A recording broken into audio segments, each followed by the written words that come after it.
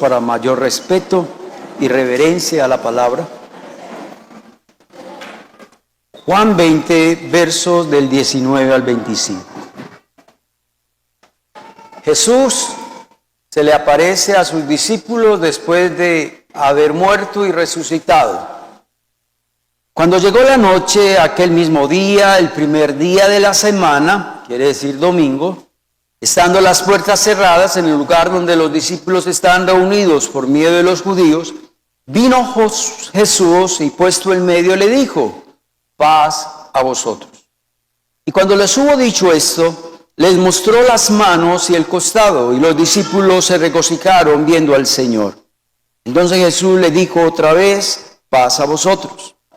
Como me envió el Padre, así también yo os envío. Y habiendo dicho esto, Jesús sopló sobre sus discípulos y dijo: recibid al Espíritu Santo. A quienes remitieron los pecados les son remitidos, a quienes se les retuviere les son retenidos.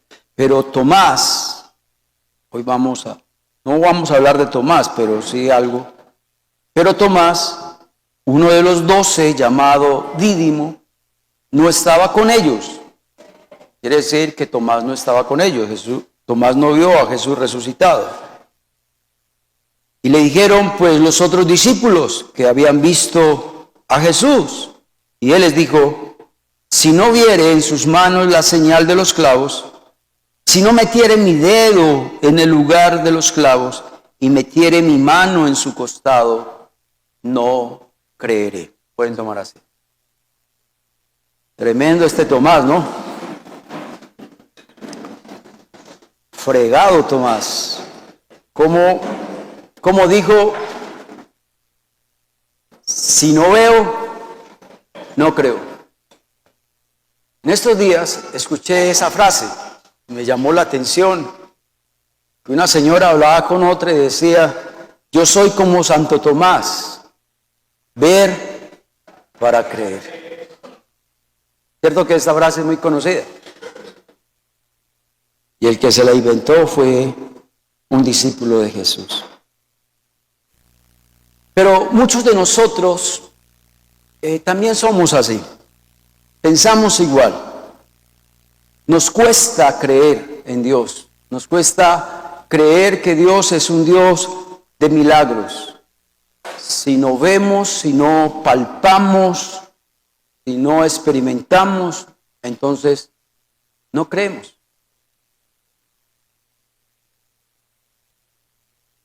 Hoy en día, y hasta muchos cristianos luchan con la duda y luchan con la incredulidad. ¿Qué tal si me colocan, por favor, el título del sermón?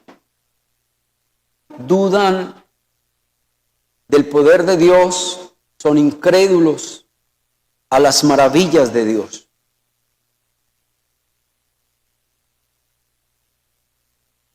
Hay cristianos y aún muchas personas que dicen: ¿existe Dios? ¿Hay evidencias de que Dios exista? Hay personas que se hacen esta pregunta y son preguntas de las más trastornan a muchas personas. ¿Por qué permite Dios que le sucedan cosas malas a las personas buenas, entre comillas? ¿Por qué permite Dios que le sucedan cosas buenas a personas malas? ¿Por qué permite Dios que los inocentes sufran? También muchas personas y aún muchos cristianos cuestionan esto. ¿Dios aún habla hoy? ¿Todavía Dios hoy hace milagros? ¿Es verdad que para Dios no hay nada imposible? Hay personas que cuando pasan por la prueba, por el sufrimiento, dicen: ¿dónde está Dios? ¿Será que Dios me abandonó? Hay personas que dicen: ¿será que la Biblia sí es realmente la palabra de Dios? ¿Será que la Biblia sí es inspirada por Dios o la Biblia simplemente fue escritos de hombres? ¿Será que la Biblia es confiable?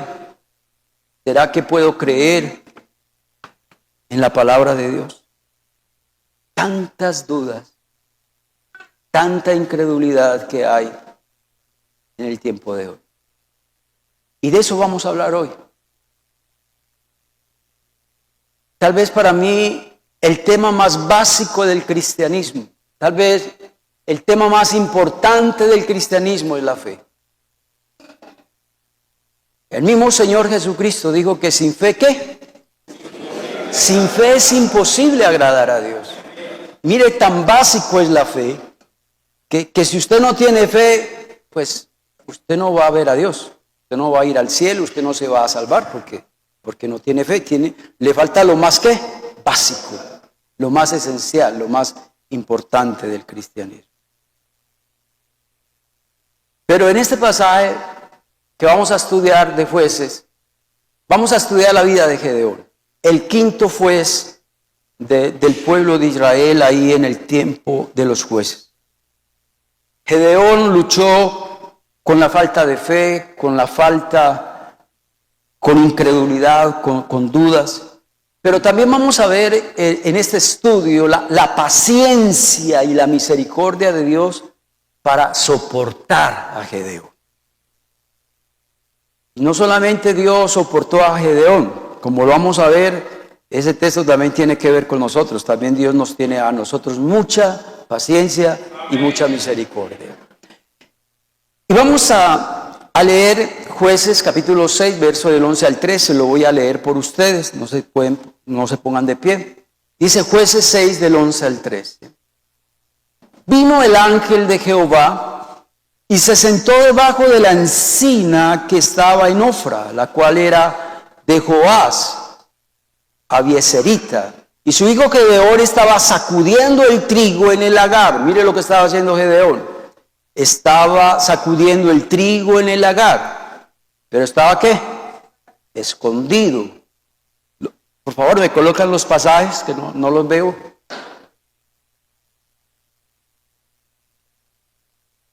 Jueces 6 del 11 al 13, los textos que siguen ahí. Voy en el 11. Y dice que Gedeón estaba sacudiendo el trigo en el lagar para esconderlo. Esconderlo. Quiere decir que él se escondió de los amalecitas porque tenía miedo de ellos, de los madianitas. Verso 12, y el ángel de Jehová se le apareció y le dijo a Gedeón, Dios está contigo, Gedeón, varón esforzado y ¿qué? Y valiente. Ustedes se imaginan, los madianitas tenían subyugado al pueblo de Israel por 7 años. Cuando el pueblo de Israel tenía sus cosechas, venían los madianitas, se la destruían, se llevaban todo el fruto. Los mataban, los humillaban. Por eso Gedeón estaba escondido de los madianitas. Por 7 años pasó esto. ¿Qué tal si apagan por ahí un celular? No sé. Apaguémoslo. Póngalo ahí en vibración o en modo avión. ¿Usted se imagina la reacción de Gedeón? Mire lo que el ángel le dijo. Jehová está contigo. Él dijo, ¿cómo así que Jehová está conmigo? Y con el pueblo de Israel y llevan 7 años subyugándonos los madianitas y quitándonos las cosechas y estamos muertos de hambre. ¿Cómo así que Dios está conmigo? Y otra, varón esforzado y ¿qué? Imagina, ahí se la puso más difícil. O sea, no que él estaba escondido de los madianitas, pero Dios le dice, usted es un guerrero y un valiente.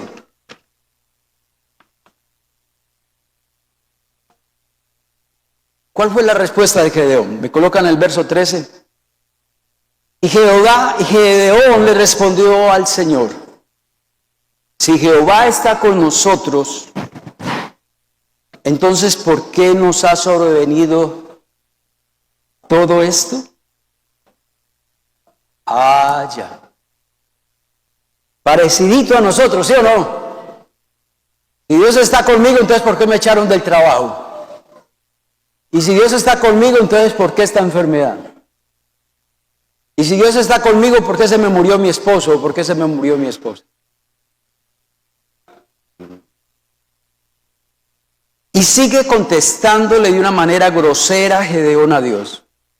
¿Y dónde están todas sus maravillas que nuestros padres nos han contado diciendo que lo sacó a Jehová, que sacó al pueblo de Israel de Egipto? ¿Dónde están esas maravillas? Y termina diciendo, Jehová nos ha desamparado. Jehová nos ha entregado en manos de los madianitas.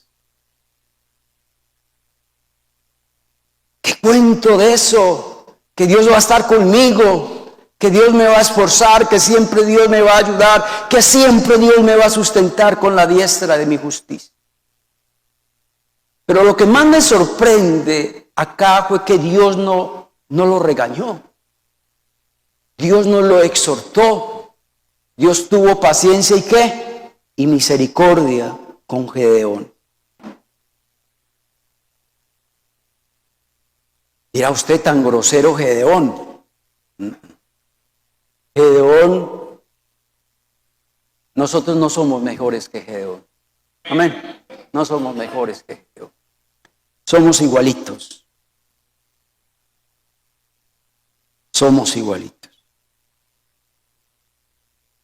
¿Cuántos de los que están acá piensan, Dios ya no hace milagros? Dios nos abandonó, Dios me dejó. Dios se olvidó de mí. ¿Qué cuento de eso, de que Dios tiene poder sobre todas las cosas?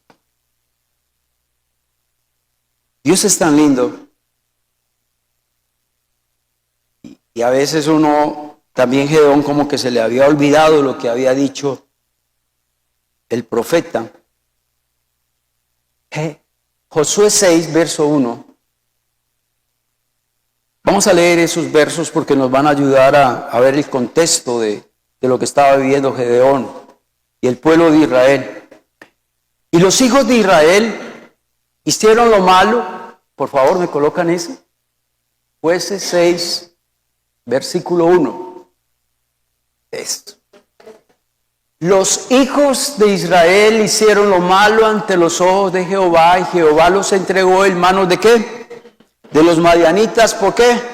Por sequía.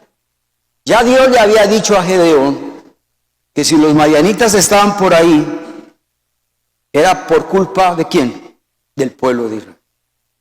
Porque ellos ¿qué? Hicieron lo malo ante los ojos de Jehová. Y como Dios no se puede quedar con los brazos cruzados, entonces los entregó ¿a dónde? A los madianitas. Por 7 años.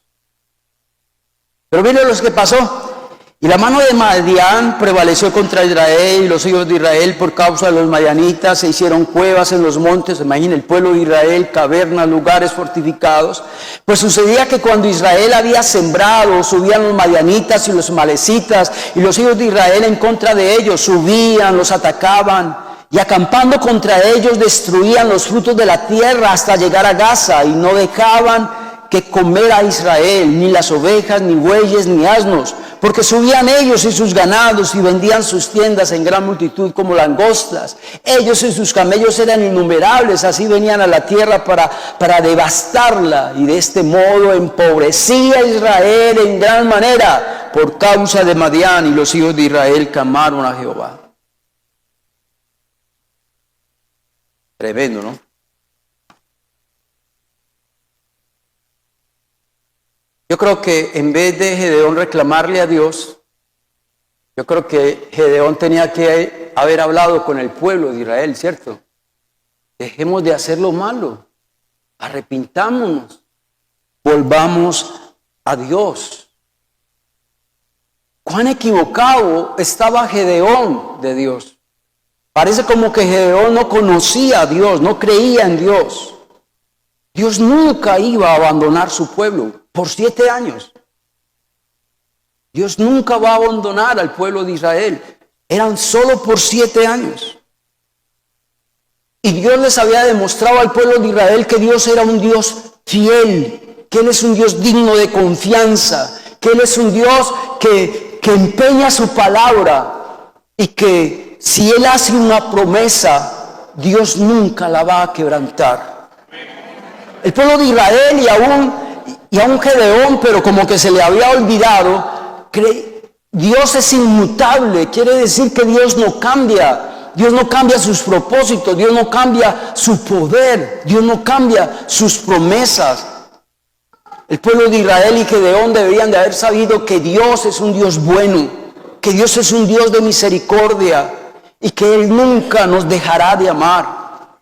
Y otra cosa que se le olvidó a Gedeón es que Dios es un Dios justo, que nadie, ninguno de nosotros ni Gedeón puede reclamarle a Dios de que Él actuó de una manera injusta. Nadie puede reclamarle eso a Dios. Porque uno de los atributos de Dios es que Él es ¿qué? Justo. Sigamos la historia. Jueces 6, verso 16. Ese texto es clave. ¿Me lo colocan, por favor? Gracias. Entonces mire pues lo que le dice el ángel. Dios está contigo, Gedeón. ¿Varón qué? Esforzado y valiente. No se las creyó mucho, pero el ángel le dijo eso. Y luego en el verso 16 le dice esto. Gedeón, Dios te dice, yo estaré contigo. Y tú derrotarás a los madianitas como a un solo hombre. Se la puso más difícil, ¿no?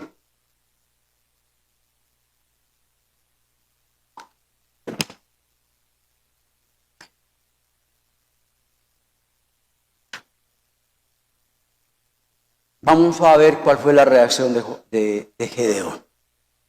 Este hombre fue fergadito. Vamos a leer el verso 36, luego el 37 y ahí seguido los otros textos. Y Gedeón le dijo a Dios, que yo voy a salvar al pueblo de Israel, que tú me vas a usar a mí para acabar con los madianitas. No estoy como muy seguro. Verso 37. Pero como yo tengo mis dudas, le dijo Gedeón a Dios, yo tengo mis dudas, yo estoy como muy incrédulo, yo quiero, Señor, que me des una señal. Y Gedeón le pidió una señal a Dios. Dios, si yo voy a vencer a los madianitas, yo quiero algo, yo quiero que hagas algo por mí. Voy a colocar este pañuelo aquí en este pasto. Y la idea es que caiga agua, pero que solo quede mojado el pañuelo y la tierra alrededor esté ¿qué? Seca. Y Dios le dijo, listo, vamos para eso. Cayó agua, el pañuelo se mojó, pero todo alrededor ¿qué? Seco.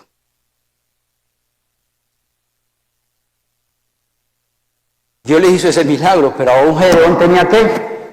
Dudas. Y en el verso, me colocan por favor el verso 39.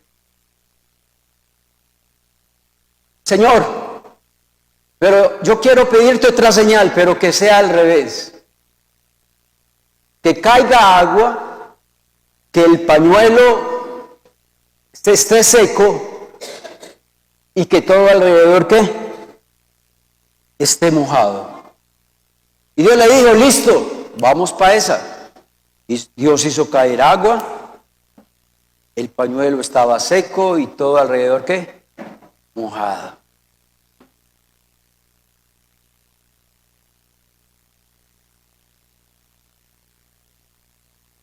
¿Cuántos de nosotros somos así?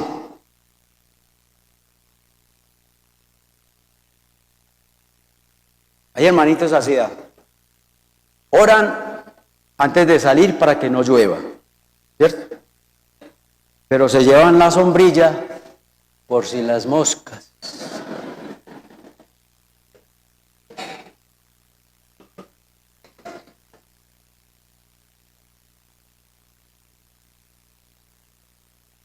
¿Cierto que no somos tan distintos a Gedeón?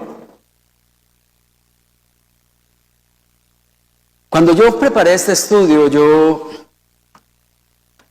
me van a perdonar mis pastores, que fueron mis pastores acá en esta iglesia, pero a mí me enseñaron, cosa que ahora que ya fui al seminario y después de tantos años de pastor, me enseñaron cosas que no eran, que uno le podía pedir a Dios una señal.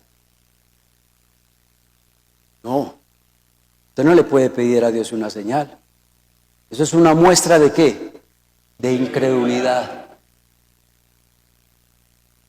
No falta el hermanito que diga, Señor, muéstrame si yo he de perdonar a Julano o a Perano.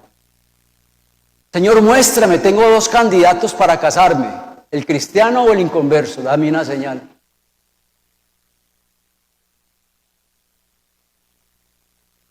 Cuando usted le pide una señal a Dios, está manipulando a Dios.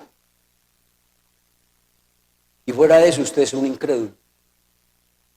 Si Dios dice que no nos debemos de casar en yugo desigual, pues simplemente obedezca, no pida señal, obedezca.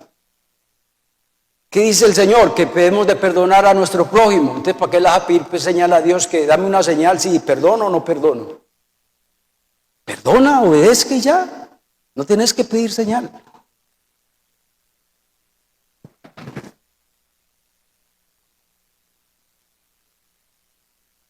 Vamos al tercer punto. Y vamos a Jueces capítulo 7, versos del 2 al 3. En este punto sí me voy a detener un poquito más, pero tranquilos, vamos a salir temprano. Entonces, hasta ahora hemos visto 2 cosas. Gedeón tuvo dudas de que Dios era un Dios grande y poderoso. Él creyó que Dios los había abandonado, ¿sí o no? Él creía que Dios no era un Dios que hacía ¿qué? Todavía ¿qué? Maravillas. Que las maravillas las hizo ¿qué? En el pasado, ¿cierto? Y lo segundo que hemos visto es que Gedeón no creyó que él iba a ser instrumento de Dios para acabar ¿con quién? Con los madianitas. Y como dudó del llamado de Dios, y como dudó y dijo, Señor, pero ¿por qué yo? ¿Por qué no otro que sí es valiente y esforzado? ¿Pero por qué yo? Entonces le puso esas señales a Dios para confirmar si realmente ¿qué? Él era el indicado, si él era el llamado por Dios. Listo.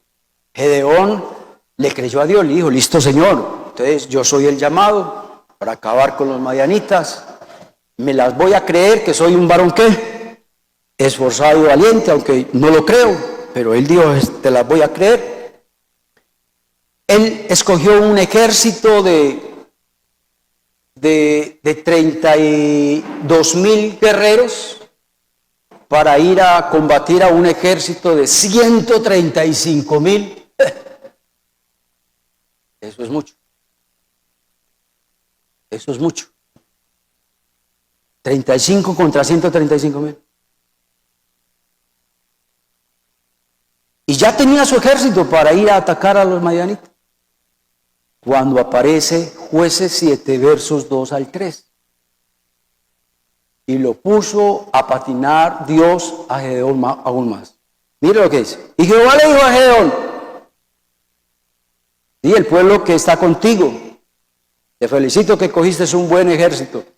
Pero Gedeón, el pueblo que está contigo todavía es mucho para yo entregarte a los madianitas en tu mano.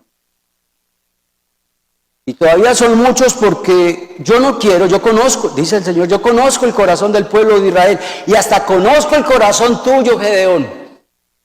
Que si usted con 32,000 vas y vences a un ejército de 135,000, se van a jactar ustedes, se van a decir, fue por mi mano que yo vencí a ¿qué? a los madianitas. Dios sabía lo que había en el corazón de Gedeón y del pueblo de Israel.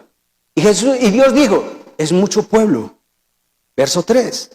Ahora pues, haz pregonar oídos del pueblo diciendo, quien tema, quien tiemble de miedo, madrugue mañana y devuélvase desde el monte Galaad. Y se devolvieron del pueblo, ¿cuántos? 22,000. ¿Y quedaron cuántos? 10. Metámonos a los zapatos de Gedeón. Se iba a enfrentar a un ejército de 135,000 y él tenía su ejército de 32,000. Pero el Señor le rebajó el ejército del pueblo de Israel a 10,000 para no enfrentar un ejército de 132,000.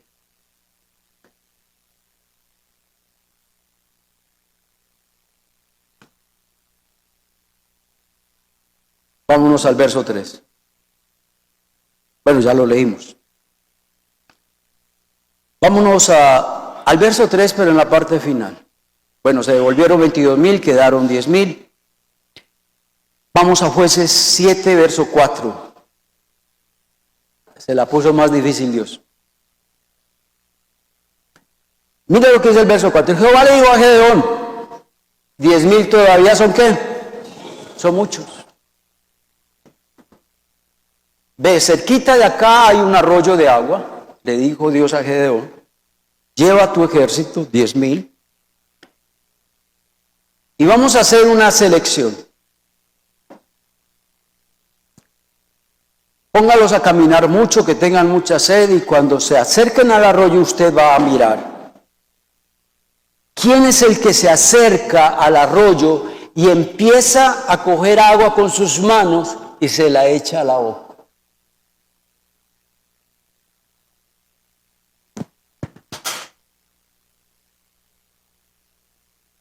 Pero también vas a observar quién, sin arrodillarse al arroyo, toma agua. Y dice la palabra allí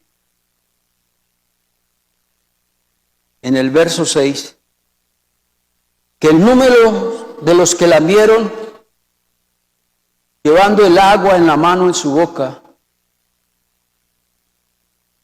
fueron 300 hombres. Y el resto del pueblo dobló sus rodillas para beber de aguas como un perro. De 10,000, Dios le rebajó su ejército ¿a cuánto? A 300.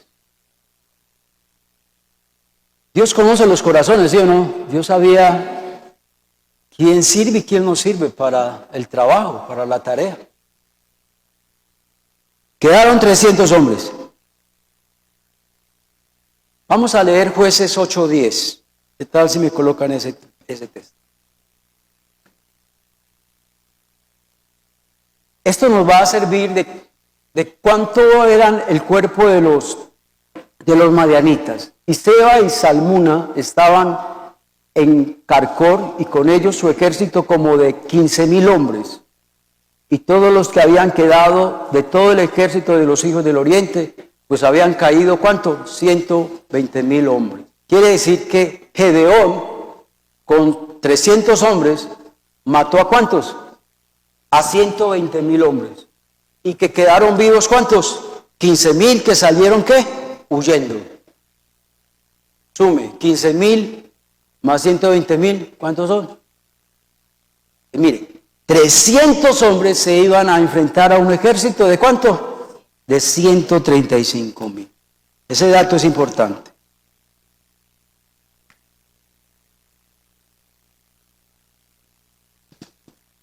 Imagínese eso. Gedeón lleno de dudas, incrédulo, que creía que Dios hacía maravillas solo en el pasado, que creía que Dios los había abandonado. Y Dios se la pone difícil. Enfrentar a un ejército de 135,000 con 300 hombres.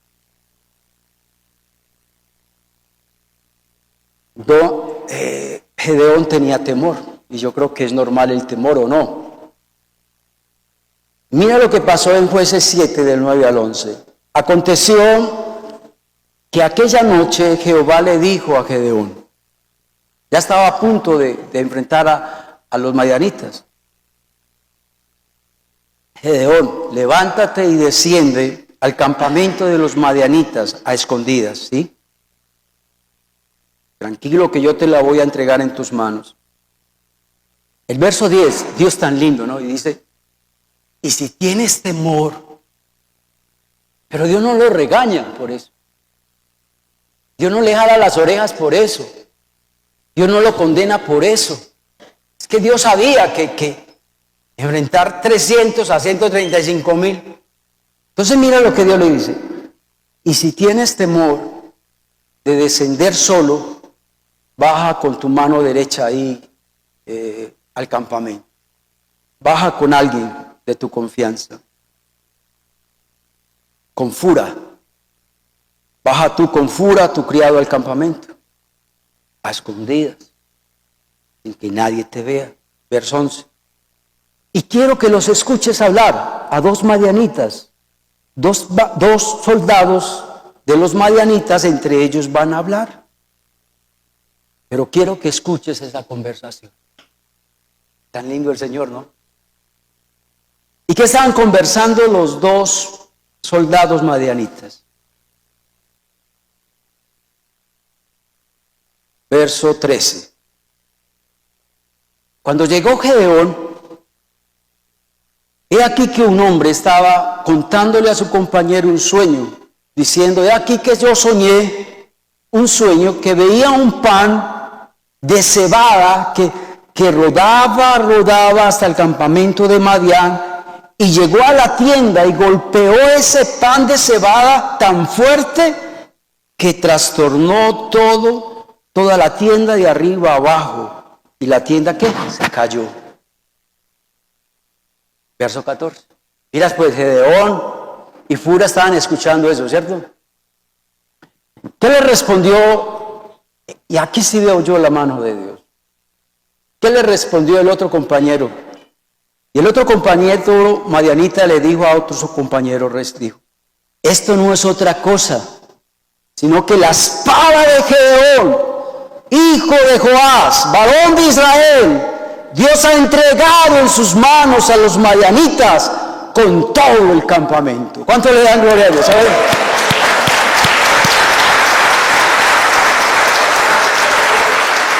Cuando Gedeón escuchó eso, dijo, ya está la confirmación.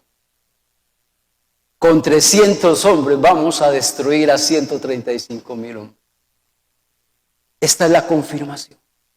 Pero lo que más me llama la atención de todo esto es cómo Dios desde arriba mueve las fichas. Cómo Dios hace que un hombre sueñe algo. Cómo Dios hace que Gedeón y Fura bajen en el momento preciso cuando ellos estaban hablando. Y cómo Dios desde lo alto también hace que el compañero interprete el sueño. Hermanos, eso no son casualidades. Es que Dios desde lo alto mueve sus fichas para que las cosas pasen, para que las cosas suceden. Aleluya.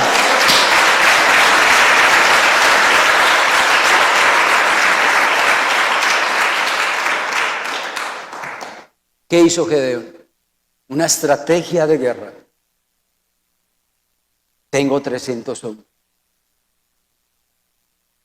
Cada uno va a llevar un cántaro.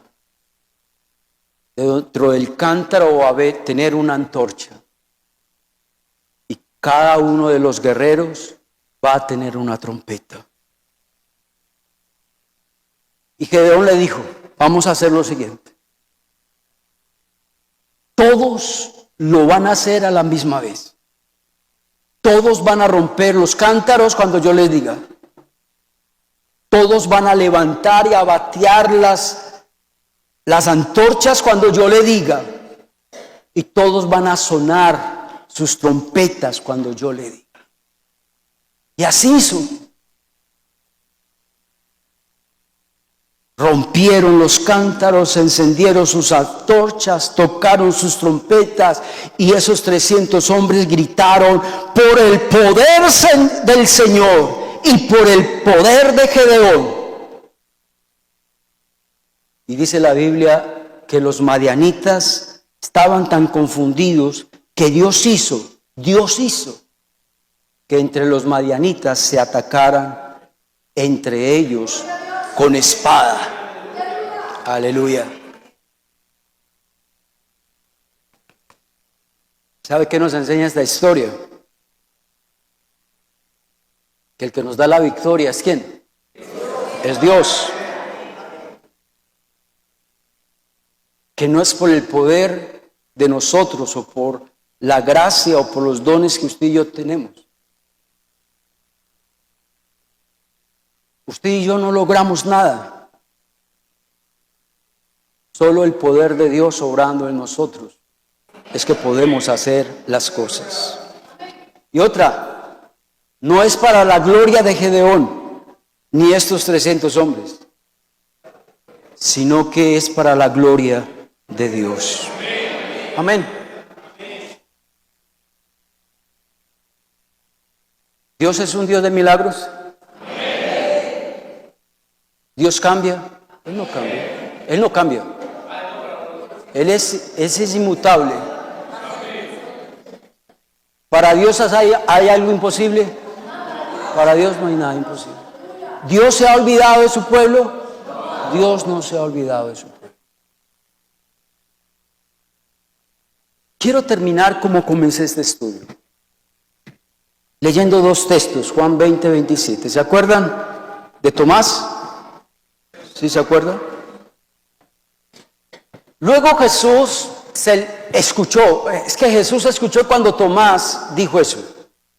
Si no metiere los dedos en el costado y en las heridas de sus clavos, yo no voy a creer. Dios escuchó eso. Entonces Jesús otra vez se le presentó a sus discípulos, pero ya estaban ¿qué? Los 11, porque ya Judas había muerto.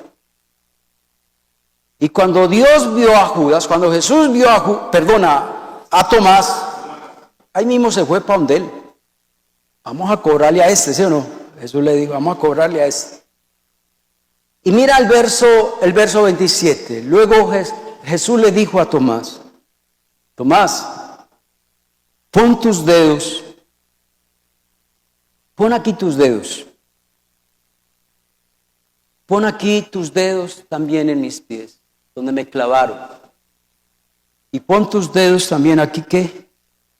En mi costado. Tal vez Dios nos está diciendo lo mismo hoy. Tal vez te faltaba fe. Y el propósito de este estudio es ese: atacar ese problema. Porque un cristiano sin fe no es nada. Si usted no cree que Dios exista, o si usted no cree que Dios hace milagros, estás fregado.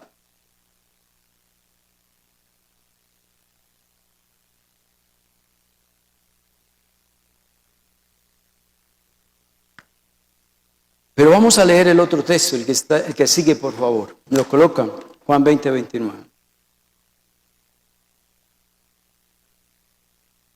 Y Jesús le dijo a Tomás, Tomás, porque has visto, has creído.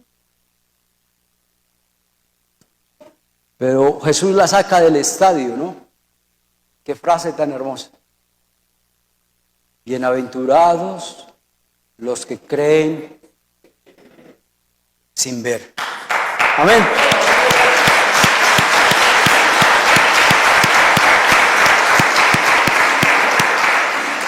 Vamos a orar. Dios, gracias por tu palabra.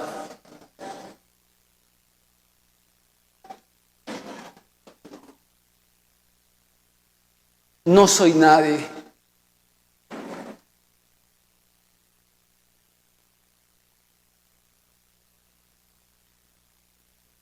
No somos nada sin ti. Gracias por esta palabra, porque esta palabra la necesitaba yo. Tú me hablaste preparando este estudio y me hablaste hoy predicando tu palabra. Perdónanos. Perdónanos, Señor, por nuestras dudas. Perdónanos, Señor, por nuestra incredulidad.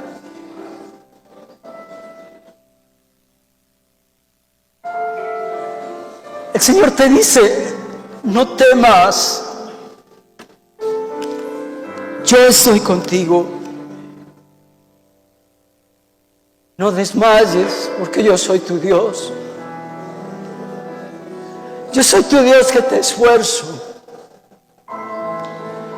Yo soy tu Dios que estoy a tu lado para ayudarte, para darte lo que tú necesitas.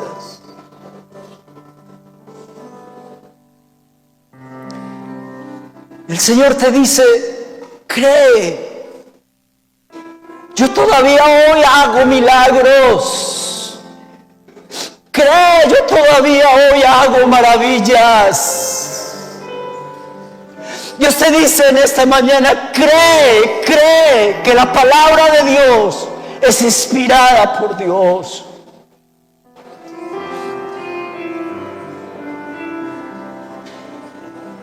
Dios, gracias porque nos has hablado. Y nos vamos felices y contentos para nuestros hogares por haber escuchado hoy tu dulce voz. A ti sea la honra y la gloria por todos los siglos de los siglos. Amén y amén. Dios los bendiga.